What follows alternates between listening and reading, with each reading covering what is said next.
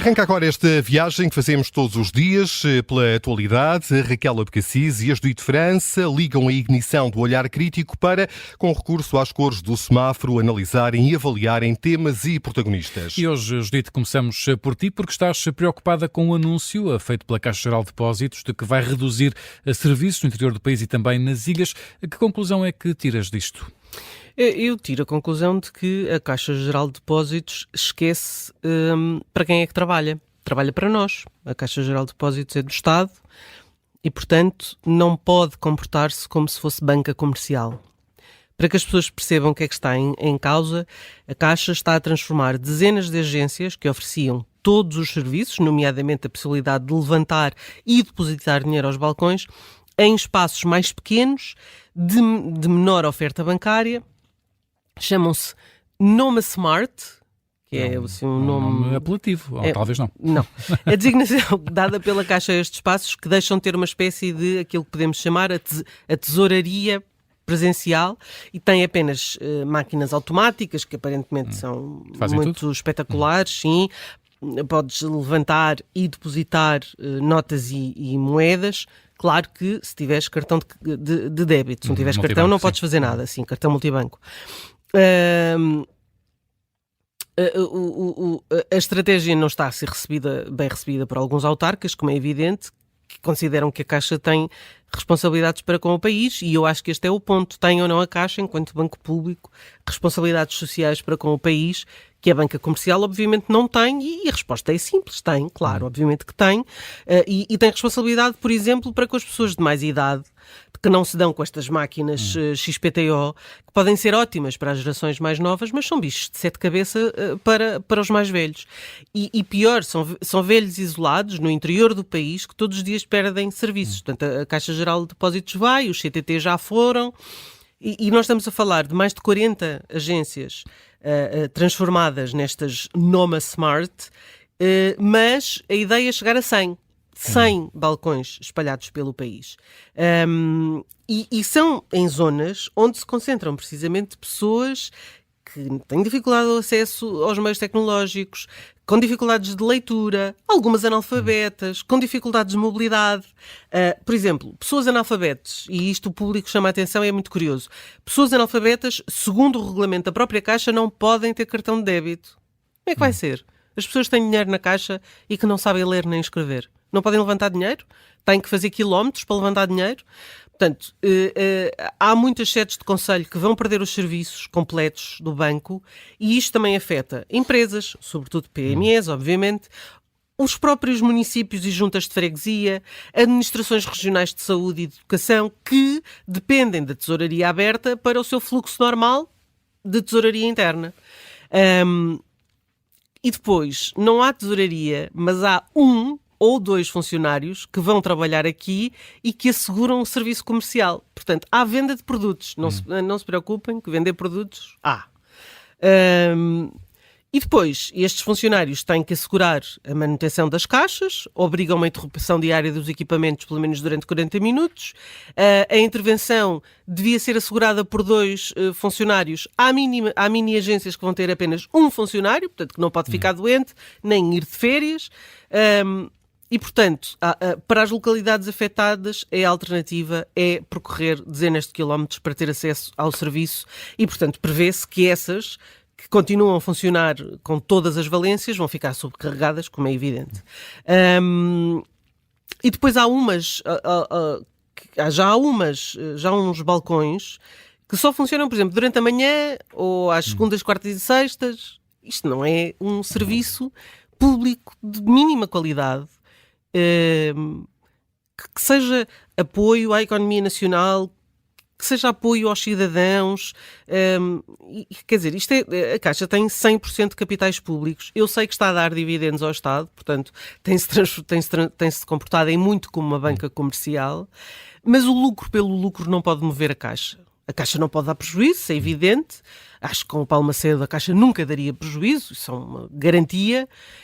Mas é o país que faz mover a Caixa, e a Caixa serve o país, e eu acho que isso é que a Caixa não pode esquecer. E perante isso a cor do teu semáforo é um vermelho para isto, é um vermelho. Para isto tudo? Tudo isto, todo este comportamento antissocial da Caixa.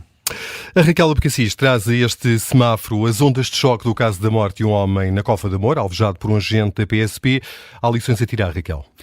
Eu acho que estes casos são muito importantes para tentarmos fazer alguma pedagogia, é isso que eu vou tentar fazer aqui, começando por fazer o elogio, já que estamos a falar de trânsito. Os carros têm acelerador, têm travão, mas depois tem uma coisa que se faz com os dois pedais, que é o ponto de embreagem, e que é uma função, quem não sabe fazer ponto de embreagem não sabe conduzir. E eu acho que falta ponto de embreagem cada vez que temos episódios destes em Portugal.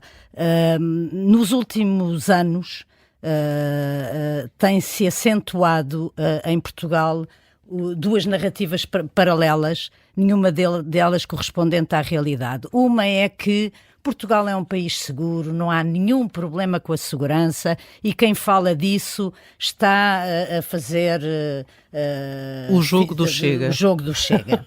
Exatamente, ajudaste-me, obrigado, Judite. E depois há outra narrativa que é: Portugal está um antro de criminalidade, isto só não vê quem não quer, estamos todos inseguros, é preciso reforçar todos os meios e dar todos os meios e toda a autoridade e mãos livres para as entidades policiais. Ora, e aliás, na sequência daquilo que temos assistido nas últimas horas, as duas vozes que se fizeram ouvir foi precisamente o Chega e o Bloco de Esquerda.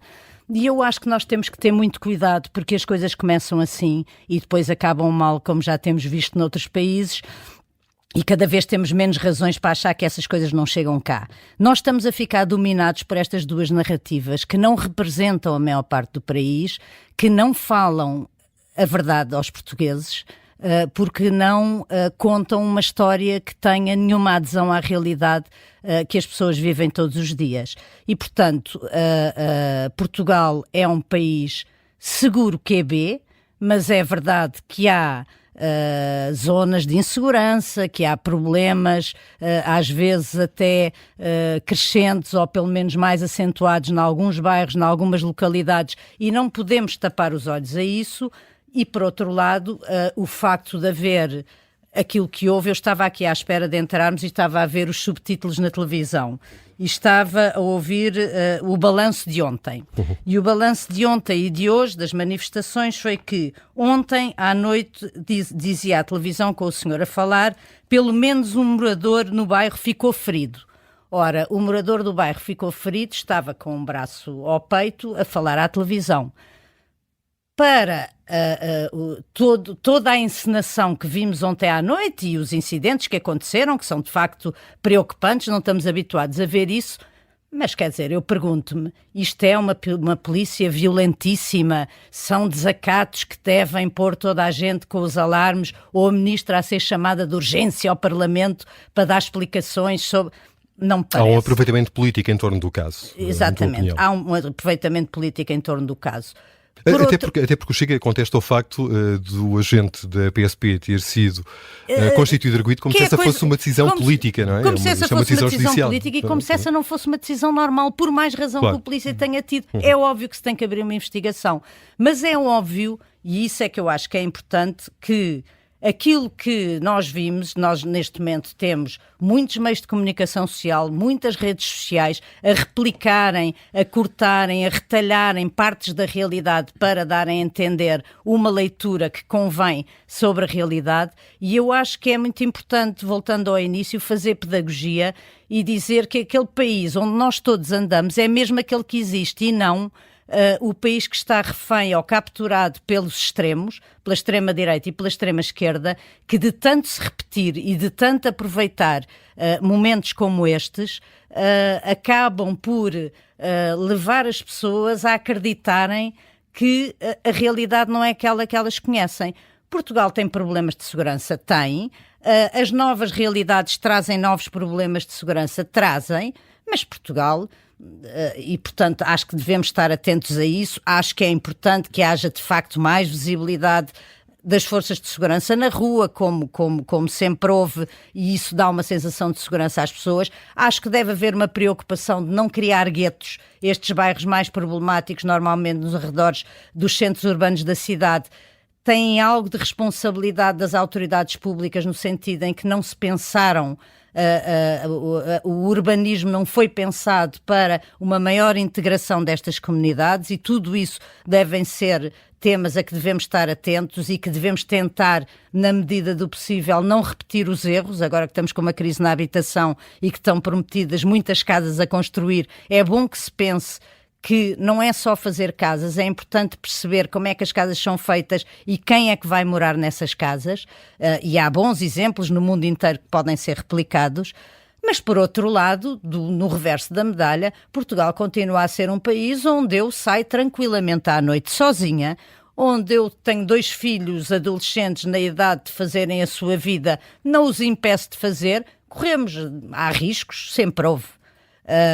Mas não vivemos no país da criminalidade que alguns querem fazer sentir. E, portanto, eu se calhar hoje substituí ao semáforo pelo ponto de embreagem, que é uma coisa sem a qual não se pode conduzir, e que acho que é muito importante sublinhar nestes momentos. A apelar para um equilíbrio nestes momentos de maior exaltação foi o semáforo político com a Raquel Abcacis e com a Judite França.